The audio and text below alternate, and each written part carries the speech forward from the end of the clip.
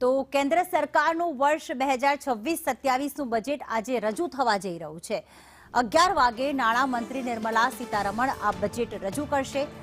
11 કલાકે સંસદમાં આ બજેટ જે છે તે રજૂ કરવામાં આવશે। લોકોની ઘણી બધી આશાઓ, અપેક્ષાઓ, સપનાઓ તેની સાથે જોડાયેલા છે કે હવે આ વખતે બજેટમાં શું નવું આવશે। સતત 9મી વખત બજેટ રજૂ કરશે નિર્મલા સીતારમણ। એક રેકોર્ડ બનાવ્યો છે।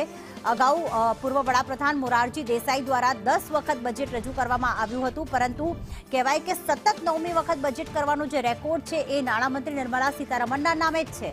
સવારે 9 કલાકે નાણામંત્રી નિર્મલા સીતારમણની જે ટીમ છે તે મંત્રાલયથી નીકળશે અને તેમની ટીમમાં કુલ 7 સભ્યો છે જે અલગ અલગ સેક્ટર્સ માટે તેમણે ફાળવણી કરી છે અને કર કેટલો રાખવો, શું મોંઘું થશે, શું સસ્તું થશે, આખી જે 7 લોકોની ટીમ છે તે મંત્રાલયથી નીકળશે।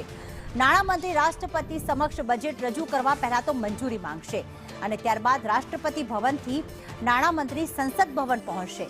પીએમની અધ્યક્ષતામાં ત્યાં કેબિનેટની બેઠક મળશે લગભગ 10:30ની આસપાસ અને એ બજેટ જે છે એ કેબિનેટમાં પહેલા તેને મંજૂરી અપાશે અને 11 વાગે આ બજેટ જે છે તે સંસદમાં રજૂ કરવામાં આવશે। આ વખતે આ બજેટમાં શું નવું હશે, શું જે કન્ટિન્યુ જ હશે, ગઈ વખતનું જ હશે, તેના વધારે ફંડ ફાળવવામાં આવશે।